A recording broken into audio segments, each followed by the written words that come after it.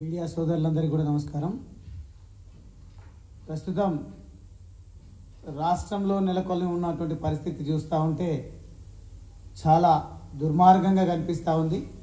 ఇదేదో కొల్లాపూర్ హత్యతో ఆగే పరిస్థితి కనిపిస్తలేదు. మొత్తంగా కాంగ్రెస్ పార్టీ అధికారంలోకి వచ్చి దాదాపుగా 2 నెలలు కావస్తున్నా ఇప్పటికీ కక్ష సాధింపు చర్యలపైనే దృష్టి సారించింది తప్ప ఇచ్చినటువంటి హామీలను నెరవేర్చే విషయంలో ఎక్కడ కూడా ఈ రాష్ట్ర ప్రభుత్వం మంత్రులు కానీ ముఖ్యమంత్రి గారు కానీ పట్టించుకున్నటువంటి దాఖలాలు లేవు. ఎందుకు రాష్ట్ర వ్యాపితంగా ప్రతి నియోజకవర్గంలో కూడా కాంగ్రెస్ పార్టీ ప్రభుత్వానికి సంబంధించినటువంటి పెద్దలు ఎమ్మెల్యేలు అందరూ కూడా గత ప్రభుత్వం చేసినటువంటి అభివృద్ధి కార్యక్రమాలకు సంబంధించినటువంటి శిలాఫలకాలను ధ్వంసం చేయడం, గతంలో ఉన్నటువంటి మా శిష్యులు, మా ఫాలోవర్స్, అదేవిధంగా మా పార్టీ కుటుంబ సభ్యులు అందరినీ కూడా ఈరోజు బయటకు వస్తే చంపేస్తామనే పద్ధతిలో హెచ్చరికలు చేస్తూ ఎక్కడైనా పండగ పూట కొత్త సంవత్సరం సందర్భంగా ఫ్లెక్సీలు కట్టినా కానీ వాళ్ళు చింపివేయడము, దాడులు చేయడము, భయభ్రాంతులకు గురి చేయడము, నేరుగా బీఆర్ఎస్ పార్టీ కార్యకర్తలకు ఫోన్ల ద్వారా హెచ్చరికలు చేయడం అంటే ఈరోజు వీళ్ళ దాహం ఒక హత్యతో తీరేటట్టుగా కనిపిస్తలేదు. మొత్తంగా హత్యా రాజకీయాలకు తెరలేపింది ఈ కాంగ్రెస్ ప్రభుత్వం. దీన్ని మేము తీవ్రంగా ఖండిస్తూనే మా నాయకుడు, మా పార్టీ వర్కింగ్ ప్రెసిడెంట్ కేటీఆర్ గారు వచ్చినటువంటి సందర్భంలో చాలా పద్ధతిగా గౌరవ మంత్రివర్యులు జూపల్లి కృష్ణారావు గారు స్థానిక శాసనసభ్యులుగా ఉంటూ ఈ జిల్లాకు మహబూబ్ నగర్ జిల్లాలో మంత్రిగా ఉంటూ వీటిపైన దృష్టి సారించాలి, వాటిని నియంత్రించాలనే మాట మాట్లాడినారు తప్ప అసభ్యకరంగా కానీ లేదంటే పూర్తిగా ఈ నెపాన్ని మీ పైన నెట్టాలనే ఆలోచనతో కానీ ఎక్కడ మాట్లాడలేదు. ఈ కుట్ర వెనుక ఉండేటువంటి వ్యక్తులు ఎవరైతే ఉన్నారో వారిని శిక్షించాలి, అవసరమైతే విచారణకు ఆదేశం ఇవ్వాలి ప్రభుత్వం. ఈ కుట్ర వెనుక ఎవరున్నా కానీ వాళ్ళను చట్టపరంగా శిక్షించాలనే మాట మాట్లాడిందే తప్ప ఏదో మేము ప్రభుత్వంలో లేము కదా అని అసహనంతో మాట్లాడినటువంటి పరిస్థితి ఎక్కడా కూడా లేదు.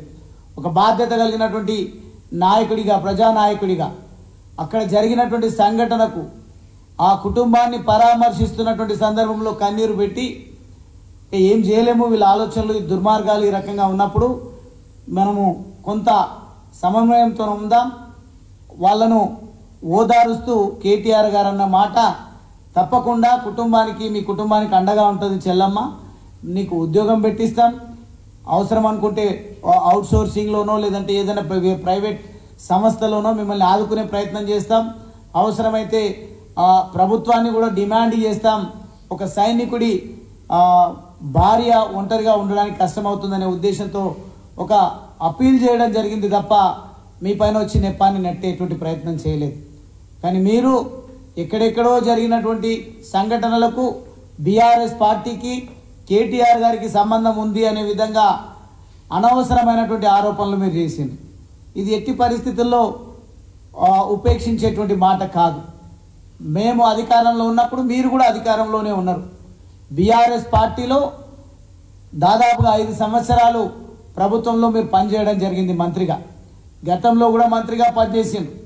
కానీ ఎప్పుడు గుర్తురానటువంటి అంశాలన్నీ కూడా కాంగ్రెస్ పార్టీలో చేరి కాంగ్రెస్ ప్రభుత్వంలో మంత్రిగా ఉన్నంత మాత్రాన చరిత్రను వక్రీకరించేటువంటి పద్ధతిలో మీరు ఏదైతే మాట్లాడుతూ ఉన్నారో ఇది నిజంగా శోచనీయం, బాధాకరం.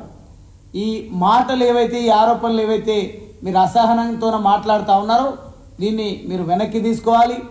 లేదు మా మాజీ శాసనసభ్యులు కొల్లాపూర్ కోరినట్టుగా మీరు దీనిపైన ఈ హత్య వెనుక కుట్రదారులు మీ శిష్యులే, మీ ఫాలోవర్సే అని డైరెక్ట్గానే వారు ఆరోపణ చేస్తూ ఉన్నారు. కాబట్టి నిజంగా మీరు మంచి వ్యక్తిత్వం కలిగినటువంటి వాళ్ళే అయితే, ఒక బాధ్యత కలిగినటువంటి మంత్రిగానే మీరు భావించినట్టయితే వెంటనే వారిపైన ఎంక్వైరీకి ఆదేశం ఇవ్వండి, జిల్లా ఎస్పీ గారికి చెప్పండి, అవసరమైతే డీజీపీ గారికి స్వేచ్ఛనివ్వండి.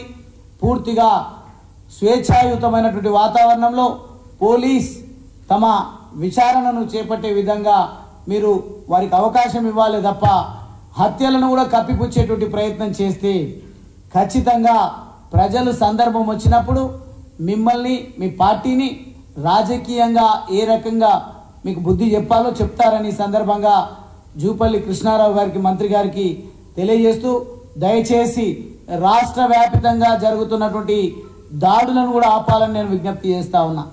నిన్నటికి నిన్న నేను నా నియోజకవర్గానికి వెళ్ళినటువంటి సందర్భంలో ఎక్కడ దేవుడికి సంబంధించినటువంటి ఒక ప్రభ ఊరేగింపు కార్యక్రమానికి వెళ్ళినప్పుడు అక్కడ ఉన్నటువంటి శాసనసభ్యులు తన గూండాలతోన మేము మా ఫాలోవర్స్ ఆ సందర్భంలో పాల్గొనడానికి వెళ్ళినప్పుడు కావాలని ఆటంకపరిచేటువంటి ప్రయత్నం, కళ్యాణానికి కూడా రావడానికి వీలు లేదు దేవుడి కళ్యాణానికని రాత్రంతా ఊరేగింపు చేసి వాళ్ళను తాగిపించి దాడులకు పురిగొల్పుతున్నటువంటి సమాచారం ప్రభుత్వంలో మేము లేకపోవచ్చు, పూర్తి స్థాయి ఇంటెలిజెన్స్ మాకు లేకపోవచ్చు, కానీ మీ వర్గపోరు వల్ల మాకు వచ్చినటువంటి సమాచారం మేరకు అనవసరంగా కళ్యాణానికి వెళ్ళడం ఎందుకు, ఈ దాడులకు మళ్ళీ మమ్మల్ని బాధ్యులను చేసే విధంగా మీరేదైతే డబ్బలో రాళ్ళేసి ఊపినట్టుగా ప్రజలను తప్పుదోవ పట్టించే విధంగా మా పైన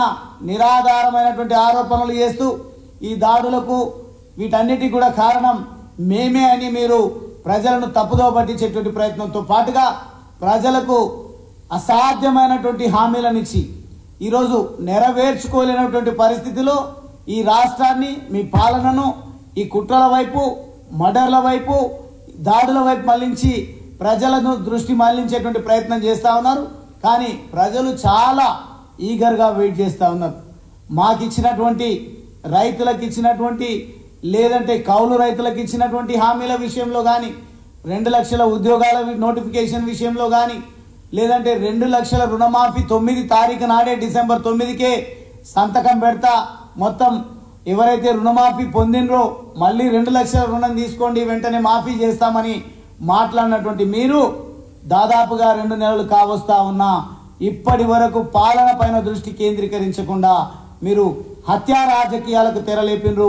దీన్ని సమాజం గమనిస్తుంది అని సందర్భంగా తెలియజేస్తూ దయచేసి ఈ రాష్ట్ర ప్రభుత్వంలో మంత్రులుగా వరగబెడుతున్నటువంటి వాళ్ళందరూ కూడా సమాధానాలను చెప్పుకోలేనటువంటి స్థితిలో ఎదురు దాడులకు, నిరాధారమైనటువంటి ఆరోపణలకు మీరు శ్రీకారం చుడుతున్నట్టుగా స్పష్టంగా కనిపిస్తూ ఉంది. మీరు ఎన్ని మాటలు మాట్లాడినా ప్రజల లోపల విస్తృతమైన చర్చ జరుగుతూ ఉంది. అసాధ్యమైనటువంటి హామీలు ఇచ్చినటువంటి ఈ రాష్ట్ర ప్రభుత్వం హామీలను నెరవేర్చలేనటువంటి స్థితిలో లేనిపోని చర్చ. అంతెందుకు రాష్ట్ర ముఖ్యమంత్రి గారు తన ప్రసంగంలో ప్రెస్ మీట్లో ఏదో సందర్భంలో వారు మాట్లాడింది, మేమేదో లంకె బిందెలు ఉంటాయని వస్తే ఖాళీ గిన్నెలు కనిపిస్తున్నాయని రాష్ట్ర ప్రతిష్టను దిగజార్చే విధంగా మీరు మాట్లాడుతూ మొత్తంగా మీ అసమర్థతను, మీ చేతగానితనాన్ని బయటపెడుతూ వస్తూ ఉన్నారు. దీన్ని ప్రజలు గమనిస్తున్నారు.